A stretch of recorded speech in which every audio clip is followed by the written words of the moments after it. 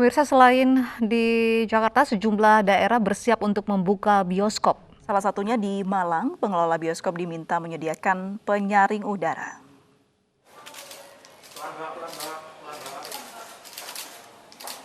Persiapan jelang pembukaan bioskop terus dilakukan di Kota Malang, Jawa Timur. Dinas Kesehatan Kota Malang meninjau 2 bioskop. Hasilnya bioskop sudah menerapkan protokol kesehatan. Namun sejumlah pengelola bioskop harus menambahkan penyaring udara atau air purifier.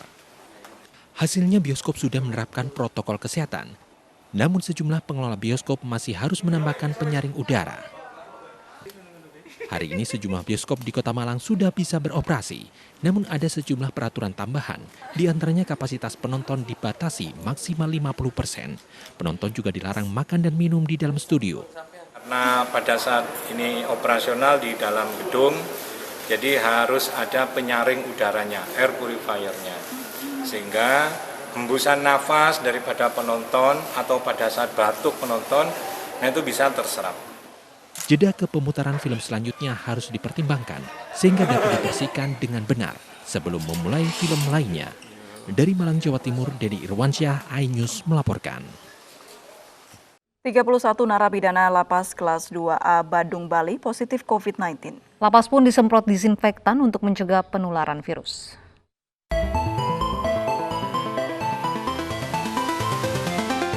Petugas menyemprot seluruh ruangan di dalam lapas kelas 2A Kerobokan, Badung, Bali. Penyemprotan dilakukan setelah 31 orang narapidana dinyatakan positif COVID-19.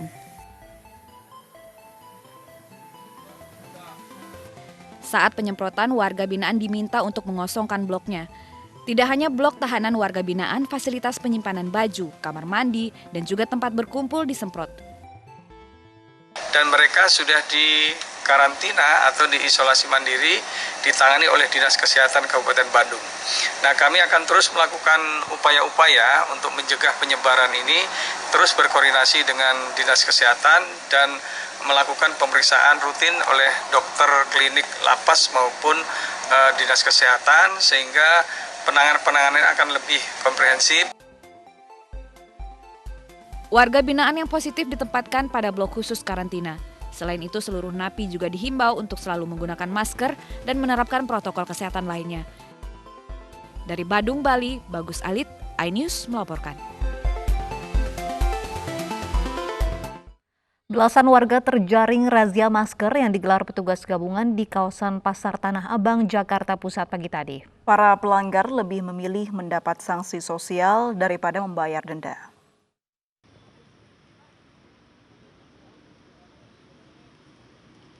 Petugas gabungan dari Satpol PP dan Dishub melakukan razia masker di kawasan Pasar Tanah Abang, Jakarta Pusat pagi tadi. Dalam operasi ini sebanyak 15 orang terjaring razia lantaran kedapatan tidak mengenakan masker. Petugas pun melakukan pendataan terhadap para pelanggar. Dari 2 pilihan sanksi yang diberikan, para pelanggar memilih mendapatkan sanksi sosial dengan membersihkan jalan ketimbang membayar denda Rp250.000. Habis makan tadi ngerokok, Pak. Ngerokok. Kelihatan sama bapak tuh, dibawanya ke sini. Kenapa? Gara-gara nggak pakai masker tadi. Tadi dapat hukuman apa nih? Yo, nyapu jalan, bersihin jalan. Razia masker yang digelar di Pasar Tanah Abang digelar setiap hari. Menurut data petugas pada hari ini jumlah pelanggar meningkat dibandingkan hari sebelumnya. Ya, sebelumnya terima kasih untuk pelaksanaan kegiatan hari ini.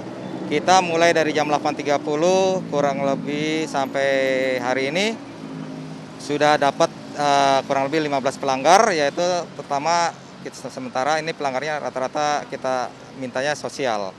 Ya, sementara yang tidak memakai masker kita beri pelanggaran. Razia protokol kesehatan gencar dilakukan sebagai salah satu upaya pencegahan penyebaran COVID-19 di Jakarta. Dari Jakarta, Tim Liputan iNews melaporkan.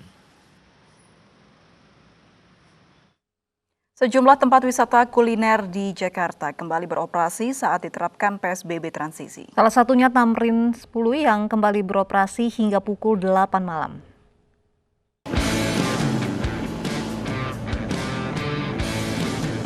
Di tengah penerapan PSBB transisi DKI Jakarta, sejumlah pusat kuliner kembali beroperasi. Di Tamrin 10 sedikitnya 54 tenan dengan cita rasa Nusantara maupun internasional tersedia. Sejumlah protokol kesehatan diterapkan di tempat ini, mulai dari cek suhu tubuh, mencuci tangan hingga mengenakan masker. Ya lumayan sih, tapi tetap jaga protokol kesehatan. Mbak Afnan, di Tamrin 10 ini kalau melihat protokol kesehatan yang diterapkan ini seperti apa sih Mbak? Apakah sudah cukup menurut Mbak? Lumayan, karena kan tetap ketat ya kayak di mall di mana-mana tuh tetap masih ada protokol kesehatan juga, kayak cuci tangan gitu-gitu.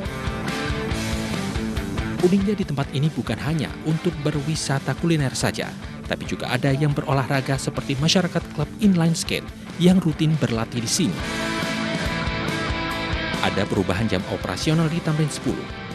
Pada masa PSBB, jam operasional mulai dari jam 16 sore hingga 21 malam.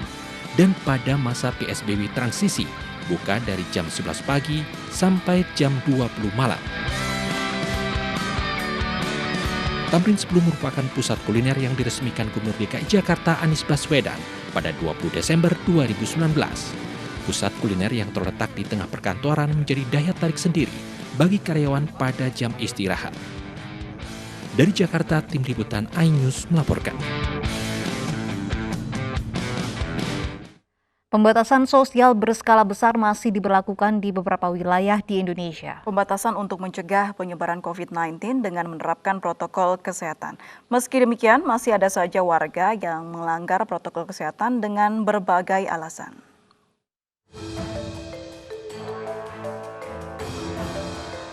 Aktivitas masyarakat kembali menggeliat di tengah pembatasan sosial berskala besar.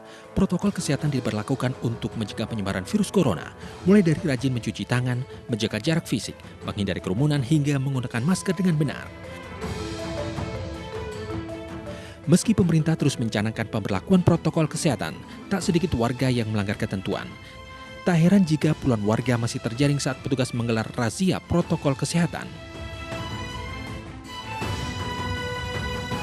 Kebanyakan warga yang terjaring yakni tidak mengenakan masker atau menggunakan masker, tapi tidak dengan posisi yang semestinya. Bagi para pelanggar, hukuman denda atau hukuman sosial telah menanti. Tapi lagi-lagi, hukuman seolah tak diindahkan oleh para pelanggar. Itu katanya kagak pakai masker. Lah emang iya sih, baru juga dibuka. Orang habis makan, lupa. Nah, terus disuruh ngapain kok? Disuruh nyapu. Gue kebagian juga kayak orang-orang tuh yang ditangkap tuh. Dengan inian aja lah, biasa ngap. Oh. Itu kenapa diturunkan Mas, kan tahu harus pakai masker gitu Mas? Ngap. Oh. Jalanan panas. Besok mau ngulangi lagi apa enggak nih Mas? Ya ada lah. Cuma ngulangin udah kena silang. Setidaknya ada 3 alasan mengapa masih ada warga yang melanggar protokol kesehatan di tengah pandemi, meski hukuman terus menanti. Mulai dari pemahaman masyarakat yang beragam mengenai bahaya penyebaran COVID-19. Banyaknya warga yang melanggar aturan membuat warga lainnya meniru hal serupa meski yang ditiru merupakan kesalahan. Faktor lainnya yang membuat warga mengabaikan protokol kesehatan, yakni karena sulitnya sebagian masyarakat meninggalkan kebiasaan sebelum pandemi, seperti tidak menjaga jarak fisik hingga mengenakan masker. Kita tahu bahwa salah satu upaya terbaik untuk bisa membuat negara ini cepat terbebas adalah kedisiplinan warganya untuk tidak membahayakan dirinya dengan berada di lingkungan-lingkungan yang justru akan membuat setiap individu menjadi mudah terpapar atau bahkan menularkan kepada orang lain. Jadi atas dasar apapun sebenarnya dalam kondisi yang luar biasa seperti ini tentu saja diperlukan kedisiplinan yang baik dari semua warga negara kalau memang kita ingin cepat segera terbebas dari pandemi. Para peneliti menyatakan bahwa masker efektif untuk mencegah seorang terkena percikan cairan saat berbicara, bersin maupun batuk yang menjadi media penularan COVID-19. Dengan memakai masker, resiko penularan menurun hingga 4 kali lipat dibandingkan dengan seorang yang tidak mengenakan masker. Dari Jakarta, tim liputan iNews melaporkan.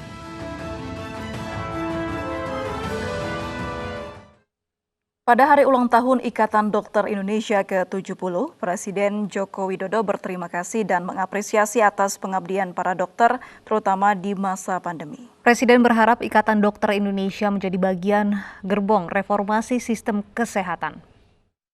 Atas nama rakyat, bangsa, dan negara, saya menyampaikan terima kasih yang setinggi-tingginya dan apresiasi yang sebesar-besarnya atas pengabdian dan perjuangan serta pengorbanan para dokter Indonesia yang berada di garis terdepan dalam pencegahan dan penanganan masalah kesehatan di seluruh pelosok tanah air.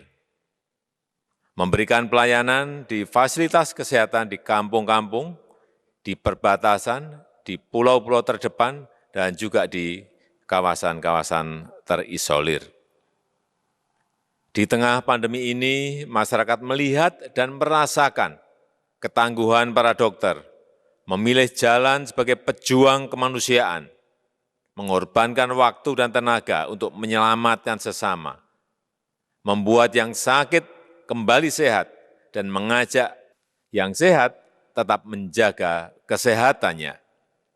Dalam kesempatan ini, saya kembali menyampaikan duka cita yang mendalam kepada keluarga dari dokter-dokter yang meninggal dunia akibat COVID-19. Semoga keluarga diberikan ketabahan dan kekuatan. Dan kita berdoa semoga amal ibadah dan pengabdiannya diterima oleh Allah Subhanahu wa Ta'ala, Tuhan Yang Maha Esa. Keteladanan yang ditunjukkan para dokter di masa pandemi ini telah menginspirasi jutaan anak bangsa untuk saling menolong, saling peduli, bersatu padu meringankan beban sesama, bersinergi mengatasi pandemi, dan berjuang bersama untuk pulih dan bangkit. Uji klinis vaksin Sinovac fase 3 tim Indonesia diperkirakan rampung pada Maret 2021. Ketua tim uji klinis tidak mempermasalahkan jika pemerintah yang membeli vaksin COVID-19 untuk vaksinasi bulan depan.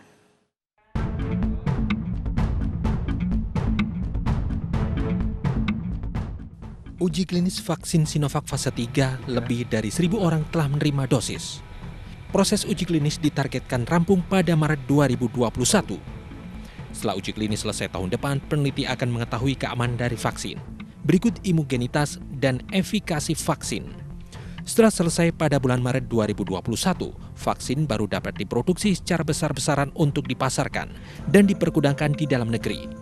Terkait wacana pemerintah yang akan mendatangkan 3 vaksin dari Cina, salah satunya Sinovac, Kusnadi tidak mempermasalahkan asalkan ada izin distribusi dari Badan Kesehatan Internasional WHO. Jadi dia beli punya Sinovac, tapi yang bukan di buatan Bio Farma. Jadi tetap buatan Sinovac yang dari Cina, yang udah diuji klinis ngambil data dari Brasil, ya dari Turki, dari Uni Emirat Arab. Boleh-boleh aja, karena syarat vaksin itu digunakan kalau udah uji klinis fase 3. Ya, fase 3 itu namanya multicenter. Nah, multicenter itu Indonesia, Brasil, Pakistan. Nah, itu kan udah multicenter. Nah, itu bisa digunakan. Selama proses uji klinis terdapat sejumlah efek pasca pemberian vaksin, namun masih dalam taraf ringan, seperti demam, lemas, serta nyeri di tempat bekas penyuntikan. Dari Bandung, Jawa Barat, tim liputan iNews melaporkan.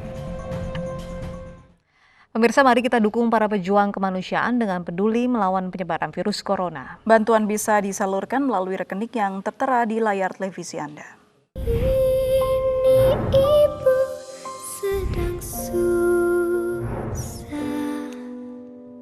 merintih dan berdoa. Usai sudah kebersamaan kita dalam iNews sore hari ini, saya Kutsia Firdausi. Dan saya Aprilia Putri, terima kasih atas kebersamaan Anda. Selamat sore, selamat malam.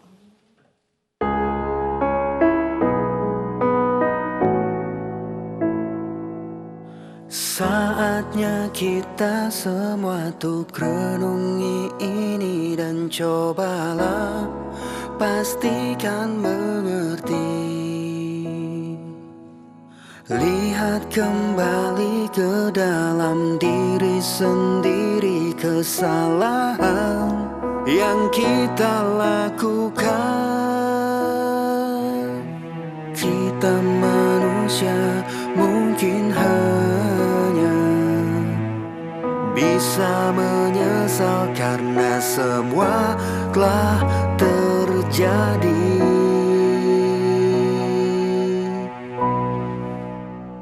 Dan cobalah mari kita semua saling menyayangi dan saling berbagi, dan bersama untuk hadapi bencana.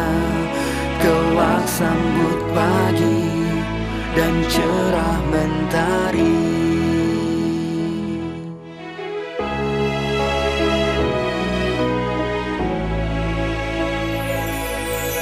Yakinlah semua ini bisa dilewati dengan cinta dan hati nurani. Kita manusia mungkin hanya bisa